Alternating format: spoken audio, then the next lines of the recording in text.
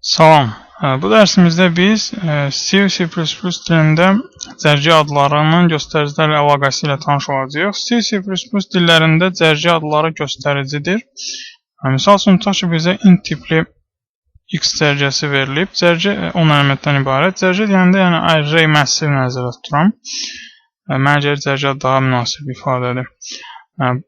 Tutaq ki, deməli, int tipli x cərgəsi verilib, 10 elementdən ibarət. Burada biz cərgənin çəkək burada 10 elementli x cərgəsi elementləri və biz cərgənin hər hansı bir elementinə müraciət eləmək üçün onun adını yazırıq və kvadrat mötərizə içərisində indeks nömrəsini göstərir. Misal üçün x0, x3 və s. Lakin əgər biz sadəcə cərgənin adını yazsaq, bu int tipli göstərici kimi istifadə olunur, yəni aşağıdakı kimi. Və biz cərgənin adından istifadə eləməklə digər göstəricilərə mənimsədə bilərik cərgənin adını və yaxud göstəricilər üzərində hesab əməlləri zamanı cərgənin adından istifadə edə bilərik. Misal üçün, tutaq ki, bizdə başqa bir göstərici də var, int tipli p göstəricisi. Əgər biz yazsaq ki, p mənimsənsin x-ə, bir şey deyim, cərgənin adı həmişə cərgənin ilk elementinə istinad eləyir. Yəni, göstərici olmaqla yanaşı, o artıq inisialize olur və cərgənin ilk elementinə, yəni x0-a istinad eləyir.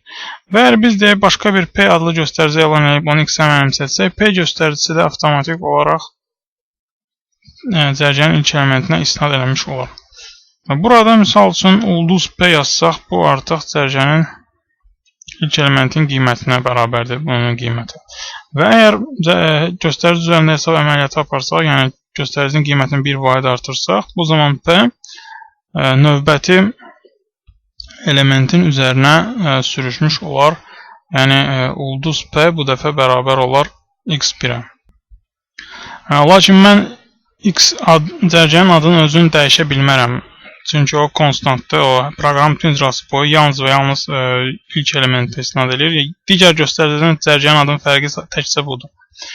Eyni qayda ilə, misal üçün, biz yaza bilərik ulduz x bərabərdir x1, x0 və yaxud ulduz x üstəgəlsin 3 bərabərdir x3.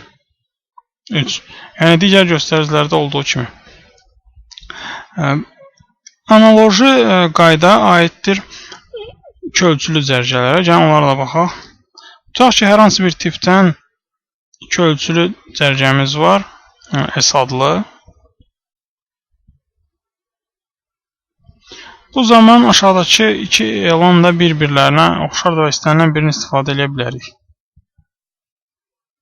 Burada mən göstərici elan eləyirəm bir ölçülü cərgə kimi və yaxud iki qat göstərici elan eləyirəm. Bütün bu üç elan hamısı bir-birinə oxşardır və birin yerinə istənilən başqasını istifadə eləmək olar. Buna tipik nümunə main funksiyasının arqumentləridir. Yadımıza salsaq, main funksiyasının elanı main bir ki, C++ dillərində əsas funksiyadır, ilk icra olunan funksiyadır və onun iki arqumenti var. Deməli, int tipli arqument count və char tipli argument value, hansı ki, iki ölçülü cərgədir. Və burada biz həmin bu ikinci baxdığımız deməli arqumentdə iki ölçülü cərgə olduğundan bir çox elanlarda, proqram kodlarında o aşağıdakı kimi də elan olunur.